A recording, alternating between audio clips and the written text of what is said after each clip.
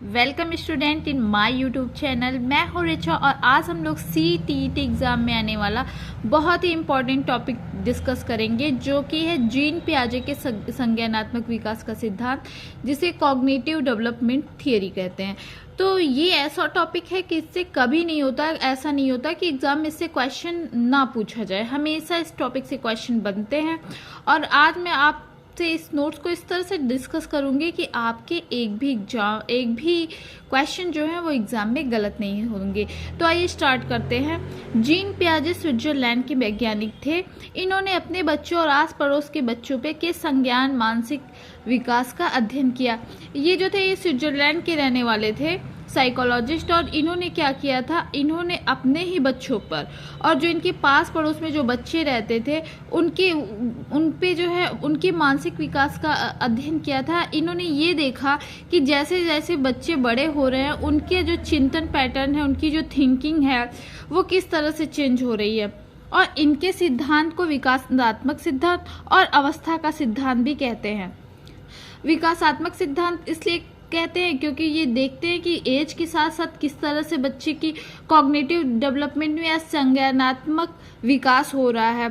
और अवस्था का सिद्धांत भी कहा जाता है क्योंकि इन्होंने संज्ञान के विकास को जो इन्होंने डिस्कस किया था, संज्ञानात्मक विकास का सिद्धांत, उसमें इन्होंने एज के अकॉर्डिंग बताया था कि अवस्था के अकॉर्डिंग जो है बच्चों में ज्ञानात्मक या संज्ञानात्मक विकास किस तरह से होता है। और एक और बहुत ही इम्पोर्टेंट पॉइंट है, इन्हें फादर ऑफ चाइल्ड साइकोलॉजी भी कहते हैं। और इन्होंने बच्चों को लिटिल साइंटिस्ट भी कहा था। इनका मानना था कि बच्चे सक्रिय ज्ञान निर्माता तथा नन्हे वैज्ञानिक हैं, जो संसार के बारे में अपने सिद्धांतों की रचना करते हैं। आपने देखा होगा कि बच्चे बहुत ही एक्टिव होते हैं। अब इनके आइए कॉन्सेप्ट की बात कर लेते हैं, जिससे एग्जाम में क्वेश्चन बनते हैं। इनका जो कॉन्सेप्ट है कॉग्निटिव डेवलपमेंट का, उसमें कुछ टर्म यूज होते हैं। आइए पहले उसे समझ लेते हैं, इससे एग्जाम में क्वेश्चन भी पूछे जाते हैं। जो कि पहला टर्म है अनुकूलन, एडॉप्टेशन। एडॉप्टेशन में क्या होता है, वातावरण के अनुसार अपने आप को ढालना अनुकूलन कहलाता है। अनुकूलन के दौरान हम दो अलग अलग प्रक्रियाओं से होकर गुजरते हैं, जिसमें पहला होता है आत्मसातकरण यानी एसिमिलेशन, और दूसरी प्रक्रिया जो होती है वो समायोजन होती है, यानी एकोमोडेशन होती है। तो अनुकूलन जो है, अनुकूलन में जो है व्यक्ति क्या करता है, अपने आसपास के वातावरण के साथ तालमेल बैठाता है, अपने को एडजस्ट करता है।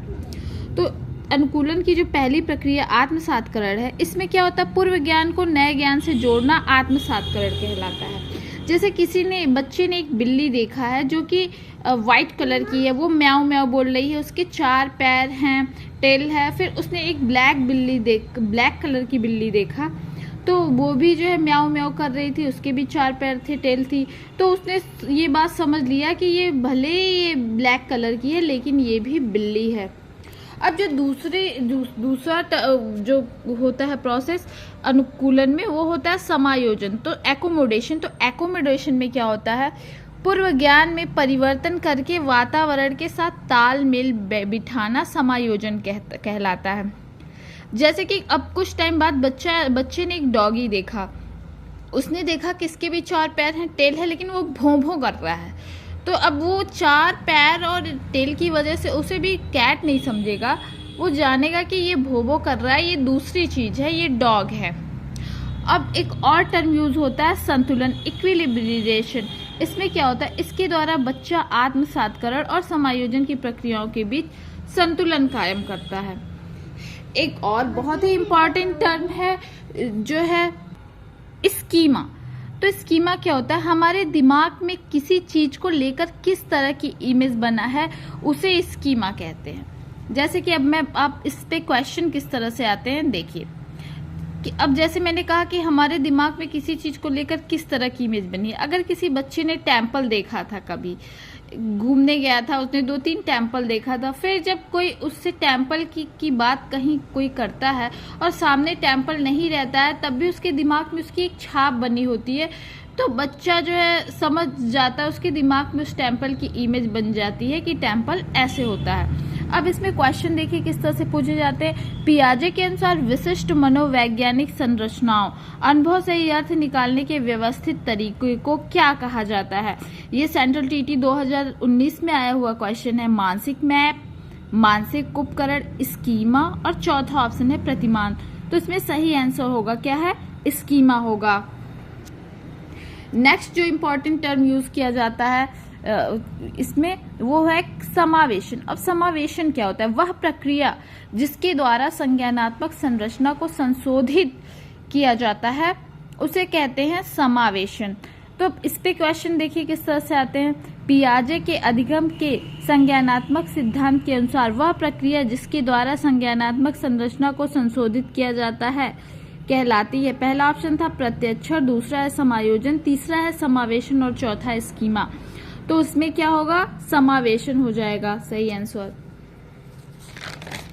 अब नेक्स्ट है, अब पियाजे के संज्ञानात्मक विकास की 4 अवस्थाएं। पियाजे ने जो थे उन्होंने कॉग्निटिव डेवलपमेंट की 4 स्टेजेस बताई थी, जिसमें पहली स्टेज थी संवेदी पेशी अवस्था जो जन्म से लेकर 2 वर्ष तक होती है, जिसे सेंसरी मोटर स्टेज कहते हैं। अब आइए जान लेते हैं कि इसकी क्या खासियत होती है, क्या विशेषताएं होती हैं। पहला, इस अवस्था में बच्चा अपनी ज्ञानेंद्रियों आँख, कान, नाक के माध्यम से सीखता है। जैसे इस अवस्था में बच्चा अपनी ज्ञानेंद्रियों जैसे आँख, कान, नाक, स्किन होती है, ये सब टंग होती है, ये सब क्या होती है, ज्ञानेंद्रियां होती हैं। जैसे कि अगर बच्चे को भूख लगती है तो बच्चा रोने लगता है, वो रो के बताता है। इस अवस्था में बालक की बुद्धि उसके कार्यों से व्यक्त होती है। कार्यों से व्यक्त होती है इसलिए कहा जा रहा है क्योंकि मान लीजिए कोई बच्चा है 2 साल का, वो एक बेड सीट पे बैठा हुआ है, तो उसके थोड़ी दूर पे एक खिलौना रखा है, तो वो बेड सीट को खींच के खिलौने के अपने पास ले आ सकता है। तो इससे उसकी बुद्धि का पता चलता है। और जो इसमें क्या होता है इस स्टेज में, इसमें बच्चों में वस्तु अस्थायित्व ऑब्जेक्ट परमानेंस का गुण आ जाता है। वह छुपी हुई वस्तुओं को भी ढूंढ लेता है। जैसे मान लीजिए कोई 1.5 से 2 साल तक का बच्चा है, तो अगर उसको एक पेन दिखाया गया और फिर थोड़ी देर के बाद जो है पेन को छिपा दिया गया पिलो के नीचे, तो वो क्या करेगा, उसे ढूंढ लेगा। अब इसके आगे जो आती है स्टेज है वो पूर्व संक्रियात्मक अवस्था, 2 वर्ष से 7 वर्ष तक की स्टेज है। इसको मैं पार्ट 2 में कवर करूंगी क्योंकि ये वीडियो काफी लंबा हो जाएगा।